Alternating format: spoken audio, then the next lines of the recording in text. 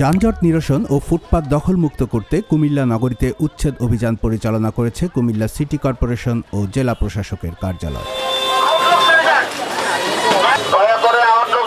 12 November মঙ্গলবার কান্দিরপাড়ের পুবালি চত্বর থেকে টমসম ব্রিজ এলাকা পর্যন্ত নগরীর অন্যতম গুরুত্বপূর্ণ সড়কে এ অভিযান পরিচালিত হয়।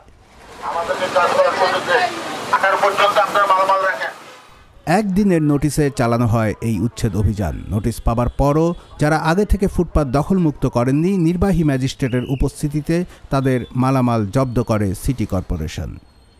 অভিযান পরিচালনা করেন জেলা প্রশাসক কার্যালয়ের নির্বাহী magistrate Farhana Nasrin. Comilla city corporation ও জেলা পুলিশের সদস্যরা উচ্ছেদ কার্যক্রমে সহযোগিতা করেন। নির্বাহী ম্যাজিস্ট্রেট ফারহানা নাসরিন জানান, নাগরিকদের অভিযোগ ছিল রাস্তা ও ফুটপাত অবৈধ দখলে থাকায় সড়কে বিশৃঙ্খলা এবং ফুটপাত চলাচলের অনুপযোগী হয়ে পড়েছে। এরই প্রেক্ষিতে এই অভিযান পরিচালনা করা হয়েছে। অভিযানের সুফল দীর্ঘমেয়াদী করতে ধারাবাহিকভাবে এই কার্যক্রম চলবে।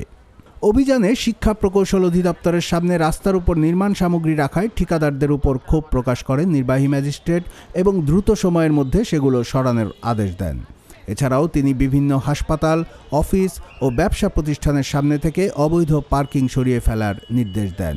পরবর্তীতে এসব স্থানে অবৈধ স্থাপনা ও মালামাল দেখা গেলে জরিমানাসহ আইনগত ব্যবস্থা নেওয়া হবে বলে সতর্ক করেন তিনি।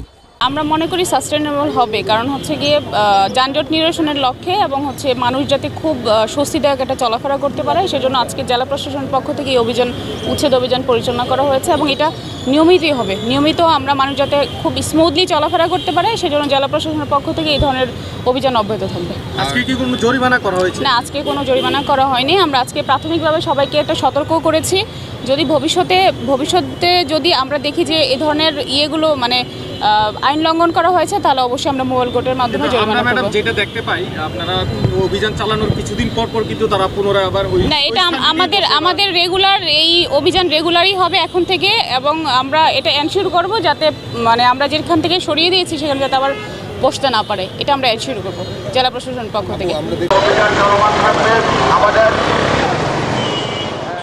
কুমিল্লার কাগজ, নিউজ ডেস্ক।